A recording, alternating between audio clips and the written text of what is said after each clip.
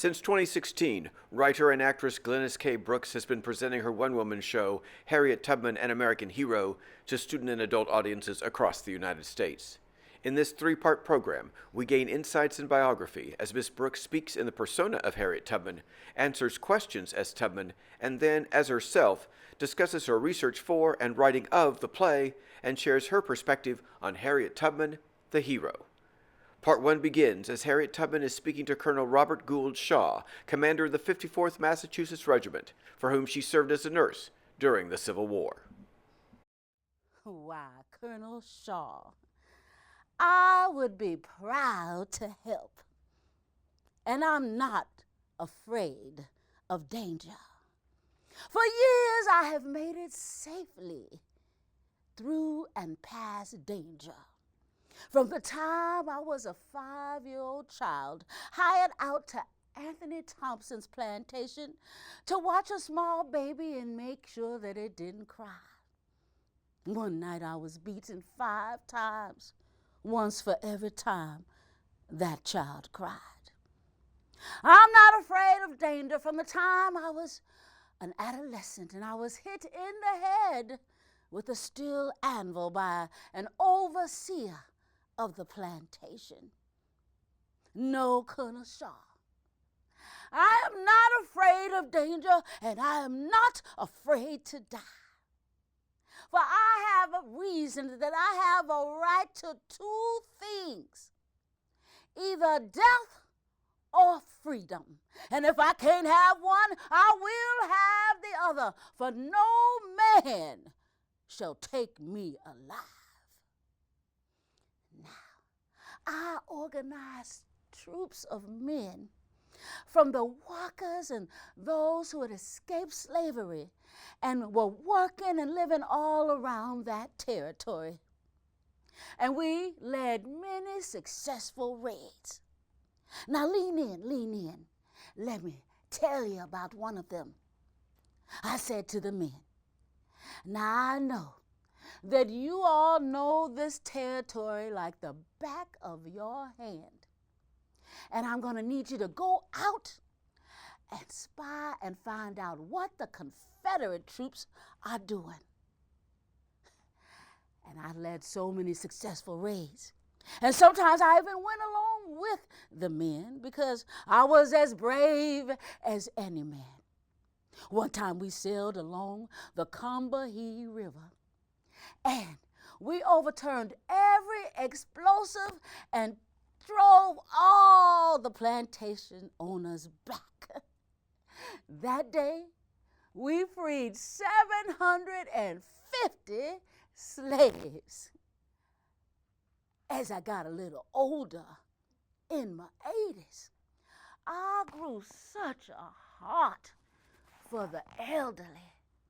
And so I opened up a home in Auburn, New York, and one in Pennsylvania as well for the elderly. And as I got older, I had to move into one of those homes myself.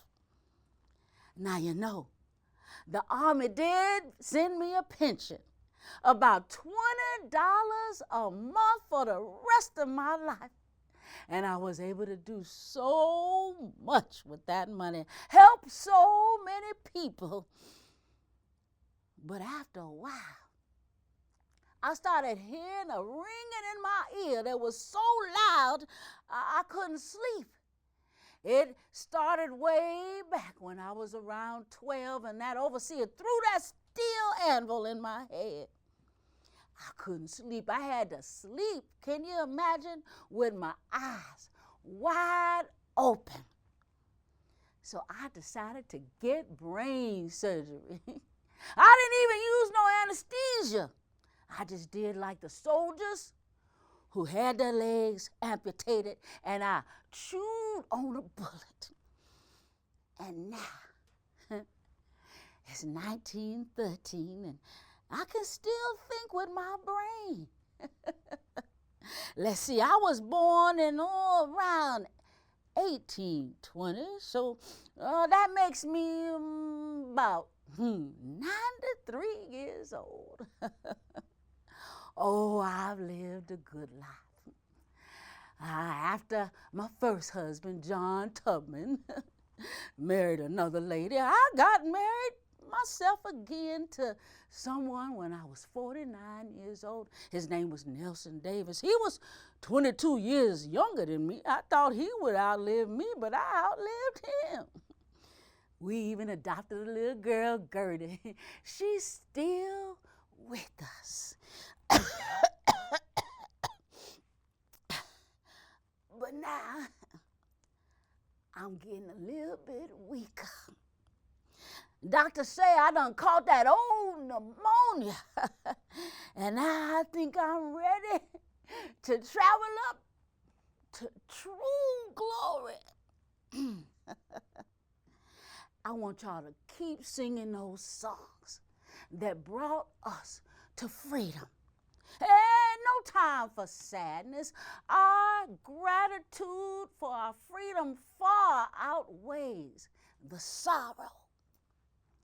Now, whether you came to this earth as a Quaker with white skin, a free man or woman, or as a slave like I did with dark skin, I want you to keep the faith and always remember the oneness of man and humankind.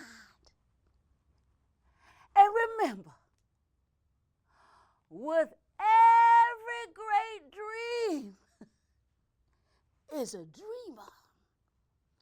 And you each have the strength and the patience and the passion to reach for the stars and change the world. You know, it's really something when you are watching someone like Harriet Tubman, and we're going to stay in this time period for a bit.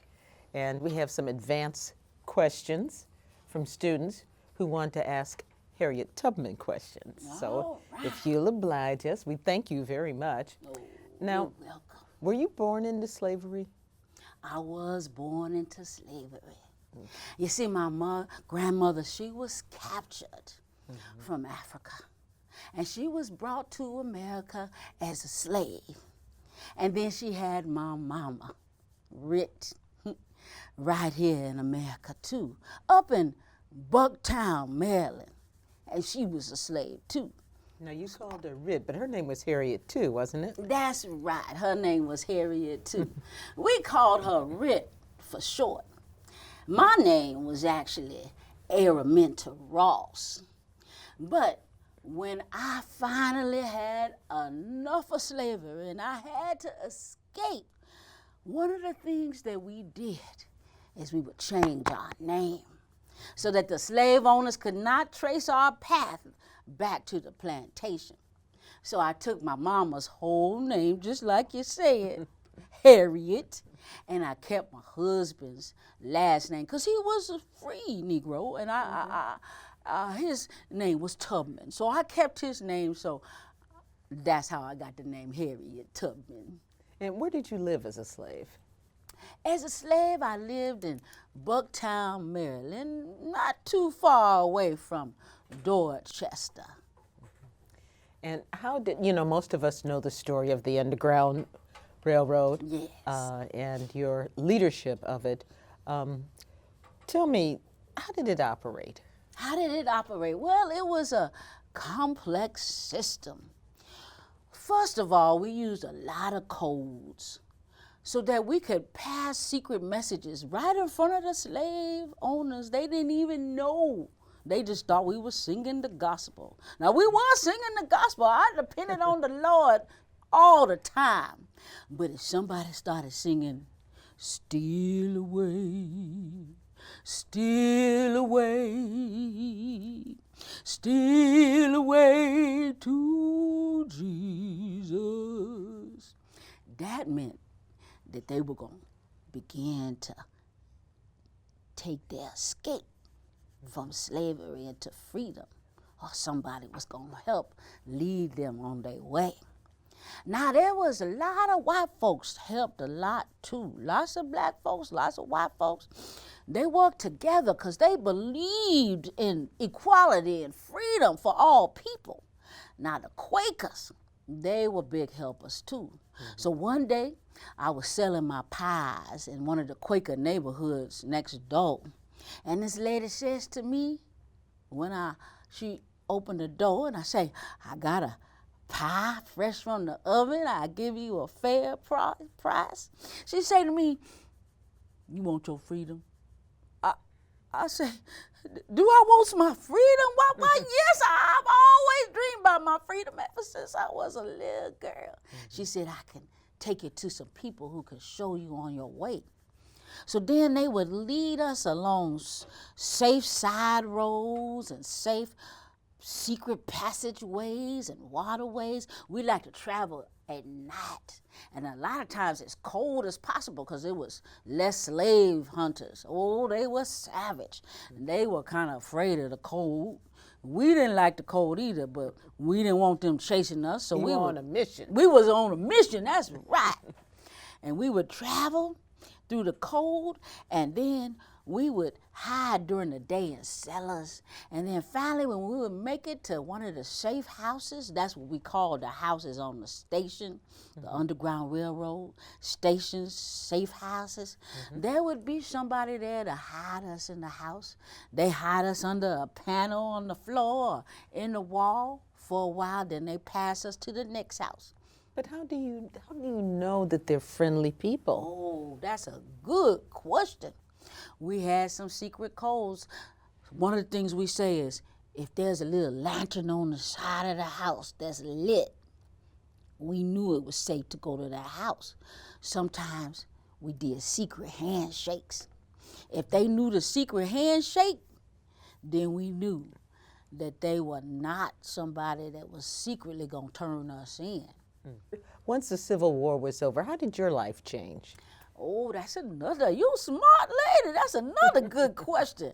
How did my life change? Well, I was able to live in freedom with my family, and I began to travel. I traveled to like New York and to Washington, D.C., Pennsylvania. I began to speak on women's suffrage, women getting the right to vote.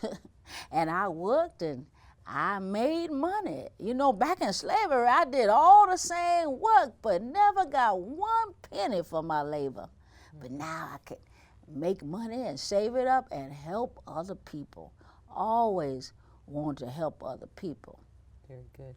We thank you, Harriet Tubman. Oh, and now, let's talk to the writer, the actress, and creator of Harriet Tubman, American Hero, Glynis K. Brooks. Glynis, welcome again. Thank you so much. Let's talk about creating really this powerful script and your performance. Let's talk about that. And what kind of research did you do, and where did you start? So I started my research actually with children's books. So I had different children's books that told different stories about Harriet Tubman. And I kind of decided to do this show and to develop this show a few years ago, actually, when there was a school in San Francisco by the name of Commodore Sloat that would bring me in each year to do a performance during Black History Month. And so they asked me to create something new one year. And I was looking at different stories, and I found lots of fascinating stories. Like one of those was about the African-American porters who in 1925 formed a union to make sure they had fair working treatment and conditions. But looking at that railroad, Harriet Tubman came up too, and I thought, oh, we all know Harriet Tubman. But I just decided I'd read, and as I read and I learned about, as General Gold would say, her ingenious generalship, how they would use an arsenal of disguises, sometimes just escaping right in front of the slave owners, and how she traveled 97 miles one way to get to freedom with bloodhounds chasing after her, torches, people crying and screaming after her, meaning to catch her, and she survived that. I thought, this is a incredible story that we really need to know. And so I decided to choose that story. That was why. We have another student question. And basically the question is, was there new information that you learned about Harriet Tubman as you did your research? Yes, well, that's a great question. Many new things. I did not know that she had been hit in the head with an anvil when she was That was around new to 12. me too. Yes, I didn't know that. And that actually left her disabled in a way, with a form of narcolepsy that she dealt with for her rest of her life. But what was interesting is that when she would just pass off into sleep, she would have these vivid dreams and visions. And during this time, she said that God would show her the way to safety. And so the fact that she was never caught in impossible situations shows that there has to be some truth in those visions that she had. So I didn't know that. I didn't know that she was not born with the name Harriet Tubman. I did not know that she changed it. I did not know that she actually, when she first escaped two of her brothers, I learned that two of her brothers, tall brothers, she was a tiny woman, around 4'11", 5 foot tall. Her tall brothers went with her, and they were all escaping because they had just learned that they were going to be sold down south. And where she was living in Maryland, it was still very oppressive, but they had learned this evil and how to deal with it. But going to the South would be one that would be a new evil that sometimes could really be ruthless. And so she wanted to avoid that at all costs. They had lost several of their sisters as well and never saw them again. And she really was close to her family. So she went out with her brothers, and it was so terrifying that they just said, we can't do this, Harriet. We got to go. And come on, you have to go with us. And she was like, no, you go, leave me be. She led them back to safety, and then she kept going and found her way. I did not know that. Remarkable. Remarkable. How do, you being an actress, how does that inspire you writing? Yes. So I think one of the ways that Harriet Tubman's story inspires my writing is that, well, sometimes when you're writing a piece like this, sometimes it could feel overwhelming, because oftentimes I may end up with like 4 hours of material, and I can't, of course, do a 4-hour performance. So her life shows me to stay the course, keep putting one foot in front of the other, and you will eventually reach your destination. And then as an actress, just seeing the incredible strength that she showed, and she had a lot of humanity as well. She experienced pain, obviously, but she did not let this stop her. She just continued on and persevered and survived. And so this inspires me as a performer. And then I'll say one other thing, the fact that she was always redefining her life. She did not just free the slaves, which is a huge accomplishment and task within itself, but she also, again, became a spy. She became a nurse. She spoke. She was a public speaker for the voting rights of women. And so she has a story and a voice and a path that we can look at and be inspired to become the best that we can be, to give our entire being and our entire heart to our calling, to our purpose, to what we love to do, to what helps contribute to the betterment of society, and then make the picture bigger than ourselves and see how we can use our voice to help bring up the lives of others. Thank you so very much. We thank you say thank you to actress, writer, Ms.